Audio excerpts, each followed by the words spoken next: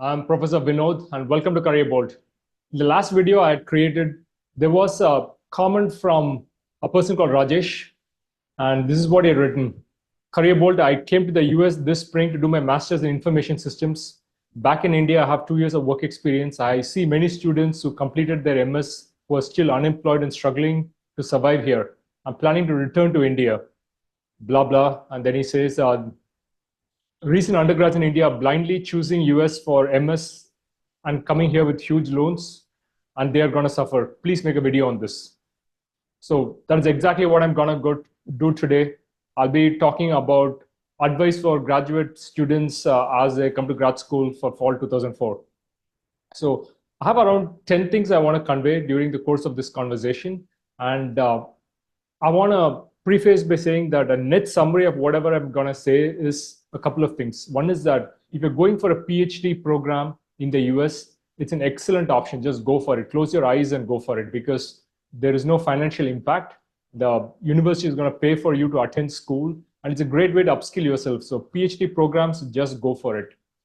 MS programs, it's a question mark. A lot of things are not yet okay in the US job market. So I would say that think over it. If you're going in for a 1-year MEng, Master of Engineering program, I would really reconsider you to and ask yourself, is it the right time to join? If possible, defer your admit by a year. So a couple of days back, a student from Purdue who is going to Purdue University reaching out to me saying that, hey, should I go to Purdue University or should I go to a different university? And my answer was very simple. I was saying that do what's best. Do not ask for advice when it comes to these things. Evaluate all the criteria and ask yourself what is the best next step for you. So that is what you got to be doing. And my actual advice was try to defer the admit by 1 year and then decide if that deferral does not happen, then you decide what is it you want to do. So let's go into some of the things you may want to consider as you're looking at graduate school in the US. So first and most important point is that the economy has got to improve. So right now, the US economy is not doing well, and it's an election year. So there's a lot of pressure on the government, and in spite of the best efforts, there are too few jobs, too many applicants. So there are a lot of jobs being created in the low-end sector, low-paying jobs, but very few jobs being created at the high-paying jobs. So big tech, which is where a lot of Indians go to, are high-paying jobs, and there are not enough jobs there. So if you look at the overall jobs report in the US, you will see that there's a lot of jobs being generated. But what you do not see is that most of the jobs are low-end jobs and not high-end jobs. So that's something to consider. The economy has really got to improve before going to US becomes a very good option. Right now, it's a tricky situation. You do not know what's going to happen to your future if you go to the US. Point number 2 is that most companies right now are not sponsoring H1B visas. And this has been a trend for almost a decade. So I went to graduate school in 2008 to 2010. I was at Cornell University, and there was the same problem. Most of the universities would not sponsor H1B. Most of the companies would not sponsor H1B visas. And it was a struggle to find jobs in the US. I went back to graduate school in the US between 2014 to 2016. I went to the University of Wisconsin-Madison doing my MBA out there. Even then, it was a huge struggle. No company was ready to sponsor Indians or sponsor international students for H1B visa. The only exceptions are typically the big tech companies like Google, Microsoft, Meta, and so on. But even they are facing a lot of problems. So if you look at my previous video posted on my YouTube channel, you will see that Google and Amazon have stopped filing perm petitions, which is the first step in the green card process. So if they go slow in the green card process, they will also reconsider their H1B filing strategy. They will not be recruiting as many people on H1B visa as they did in the past. That's something to consider. So if the big tech companies who pretty much hire 60 to 70% of all international students in the US, including Indians, if they do not sponsor H1Bs and green cards, then very few of the other companies are going to sponsor. So it's a really tricky scenario. So if you want more information, there's a website called h1bdata.info. h1bdata.info. You get excellent information there. You get records of all the previous years in terms of who are the companies in which location did they file for H1B visas. and how much were they paying in terms of base compensation. So that's an easy way for you to find out which company is hiring and which company is not hiring. Third point you should be taking up seriously is that there are around 8 lakh or 800,000 applicants for 85,000 H1B slots. So there is a 95% chance that you will not get your H1B visa when you apply for it. So you absolutely need a H1B visa to work in the US. So what happens is that if you're doing a traditional MBA program, you get a 1-year OPT. If you're doing a STEM-based engineering program, you get a 3-year OPT. But OPT will not last forever. It will end. At that point of time, you will have to apply for H1B visa to continue to work in the US. And that's the only way you can get into the green card process and so on. But then if the chances of getting H1B visa is probably around 10% and 90% chance that you will not get a visa, then you should reconsider, is it really worth going to the US? It could make sense if, for example, you have taken very small loans and you can pay it back within 3 years and you got a 3-year STEM OPT by doing an engineering master's degree. So that does make a very good, sensible option. But then if you're taking huge loans, remember that even if you are working in the US, if you're starting off your career, your compensation is not going to be very high. Your savings will also not be high. So if you can save probably $10,000 to $15,000 or maybe $20,000 when you're working in the US during your first year of work, it's a big deal. So 3 years, you're talking maybe around $40,000 to $60,000 of savings. That's like, if you do everything right, you could probably hit this number. But if you have loans more than $40,000 or $60,000, it could end you in deep trouble because you will not get your H1B. You will come to probably a different country like India, and then paying back dollar-based loans in Indian rupees is a disaster. So think twice. Fourth point I would also want you to consider is think about what happens if you do not get a H1B degree. So like I mentioned earlier, you will get a 3-year OPT to work in the US for 3 years, but mostly you will not be able to continue to work in the US. So you are probably thinking the company is going to help you out, they'll put you in the right location, but that's not really the way it works. I worked in HR, human resources. I've handled so many of these cases. So very rarely do companies sponsor you to go to Canada or say Europe. So the idea in those cases is that you will go work abroad for a year and then you will come back on L1 visa back to the US. But that is very rare. It doesn't happen. Most probably the company is going to say, hey, we are done with you. Again, it's not our problem, it's your problem. So you do whatever you want, right? They'll probably expect you to go back to India, or they may give you an option to go back to India and work in their Indian subsidiary. So it's pretty tough. So think twice about taking huge loans because you may have to come back to India. There's a 90% chance you'll have to come back to India after 3 years. Point 5. So look at the cost of education. This is also going to be an important factor. So if you're a super rich person, then if you want to spend whatever money it is, $100,000, $200,000, get a degree in the US, it's no problem for you. But for most middle class people who are taking loans to be in the US, it's a very big deal taking loans. So the more loans you take, the more pressure you're going to put yourself. So think twice in terms of, is it worth taking this much loans? So look at it this way. If you're taking, say, a loan for $100,000, ask yourself, if I just invest this $100,000 in a bank, I'm going to get an 8 to 10% return if you index it in the right funds. So is it worth taking that $100,000, putting it in a bank, or should I just burn that on my master's degree? So that's a question you got to ask yourself.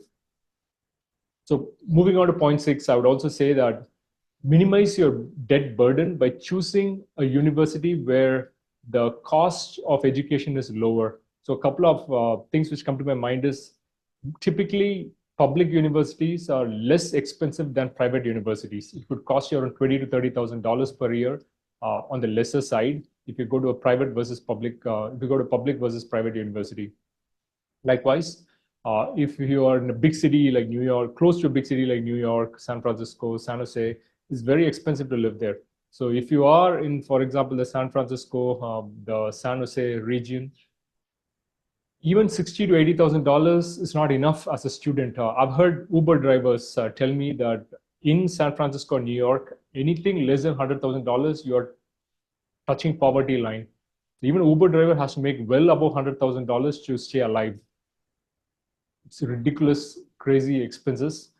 There's high taxes. Everything is way more expensive. There is high sales tax. You're paying more on every purchase.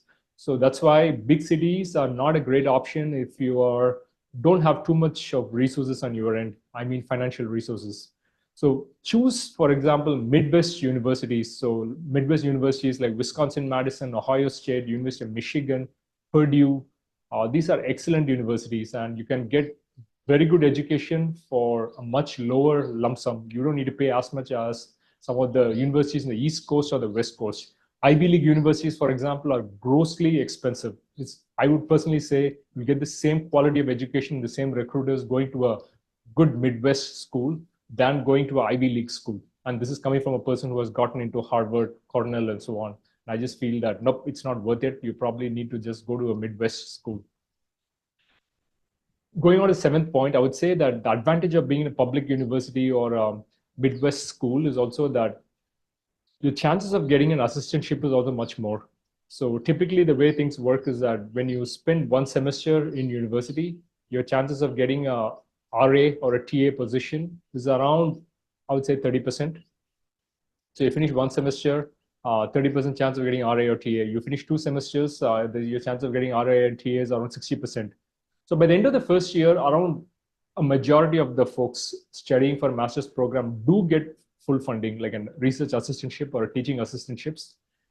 What the advantage is when you get an RA or TA is that your tuition is covered. They waive your tuition or also give you a stipend on top of it. That is very generous. But then you'll have to do a lot of homework. You'll have to network. You'll have to talk to different colleges, different professors, be sincere, reach out. And that's the way you build a connection with professors. And professors give assistantships to people whom they know really well. So there are some universities in the US which do not give TAs, do not give RAs to any master's student. And I would say be really careful about joining these universities because they're only after your money, and they really don't care about how much money you spend on your education. And this could end you in a deep debt trap. So be thoughtful and careful. So go to colleges, the well-known universities, especially public universities, where your chances of getting scholarships is very high. Have a mentee who's at Purdue right now, and he spent one semester there paying his tuition. After that, he got a full funding. He got a research assistantship, which is paying him a generous sum of money. And he's saving a lot of money right now. And second, third, fourth sem is completely covered by this research assistantship. So choose those options. Point number 8 is that do not think that you will get off-campus jobs like working in gas stations, and that's a way to pay off your debt. You may think that you can get a greater position and pay off your debt, but remember that off-campus jobs are dangerous because it's a complete violation of your student laws. You should not work in off-campus jobs if you are on a F1 student visa. So if you get found out, you can be deported from the US. So it's a high risk, and there are always raids by police on all these gas stations, and you don't want to be caught there. So don't bet on off-campus jobs. In terms of on-campus jobs, you could always find greater positions which pay you on an hourly basis but will not waive your tuition fees. So project assistantships, PA. So project assistantships, again, do not cover your tuition but pay you on an hourly basis. So I think these are okay jobs which will help you meet your monthly cost of expenses. But really the catch is the tuition fees is super expensive, and that's something you want to get covered. So I would also recommend maybe consider working in India for maybe 1 or 2 years, get some work experience, and then go to the US. So my mentee at Purdue was telling me that almost all the people who have 4 years of work experience and above easily got jobs in the US. Even people with 2 years of work experience got jobs in the US, but people with 0 years of work experience struggle to find jobs. He's in the traditional electrical engineering space, and looks like anybody who has expertise in computer science and digital side of electronics and electrical engineering got jobs, but the traditional sectors in electrical engineering, difficult to find jobs. So again, look at it. So I would say this moves on to point number 9, which is that do your own research in terms of where do alumni from the program end up getting jobs. So go to LinkedIn, search for people who graduated from the program, and spend a couple of weeks making these decisions. So if possible, even talk to alumni, and you could even get data about placements from the graduate admissions office. So write them an email, give them a call, and you could get these data points in terms of average compensation, highest compensation, lowest compensation, where do most people find jobs, locations, and so on. you will get aggregate data from the graduate admissions office. Or talk to alumni, reach out, have a chit chat, and I think they'll reveal a lot of information in terms of funding opportunities, in terms of jobs, placements, struggles, internships, and so on. So do your own research, and that's super important. Last point I would say, this is really the most important thing, is that always be ready and willing to come back to India, because the situation has changed dramatically. In 2011, I know there was probably around 40,000 people applying for 85,000 H1B slots. Anyone who applied got an H1B visa. This 85,000 H1B number has been fixed for approximately 20 years, if not more. So again, looks like nobody cares about the Indian graduate students, and pretty much they are on their own. The number is very high right now. 88 lakh people, 800,000 people applying for around 85,000 H1B slots, but then most people will not get H1B visa. So you will have to come back to India sooner or later. And the entire green card process, I'm not even going to get into that, but the way it works is you have to wait for around 3 to 4 years after you join a company for the company to file for your green card. And after they file, it can take around 2 years for them to get the filing done in and dusted. So it's in place. And after that, it's going to mean an additional wait of around 12 years, if not more, to get your actual green card. So you're talking about a wait of around 12 plus 2 plus around 4, so around 18 years. So if you are in your early 20s, you could well be touching your 40s by the time you actually get your green card. And this is the best case optimistic scenario. And what this means is that you'll have to wait a hell lot of time. And the current situation, the trend is that the waiting list is growing longer and longer. So instead of a 12-year wait after filing for your green card and getting your green card, Indians may have to wait for, I think, 120 years. That's what I read recently. So you may never get a green card in your lifetime. So maybe it's time to consider the options of coming back to India. So the green card process is a disaster. The H1B process is a disaster. So the waiting time is also going up. So maybe you want to work for a couple of years in the US and come back to India, set up some things, be an entrepreneur, and create jobs in India. China has done it really well. And I think most students from China all go back to China. They don't want to be in the US. And I think India should sooner or later realize that the golden ticket is not necessarily going and working in US forever, but actually coming back to India and creating a career in India. So with that, I'm going to leave this conversation. Let me know in the comments below if you had further questions or if you agreed or disagreed with whatever I had to say. Until next time, folks, bye-bye.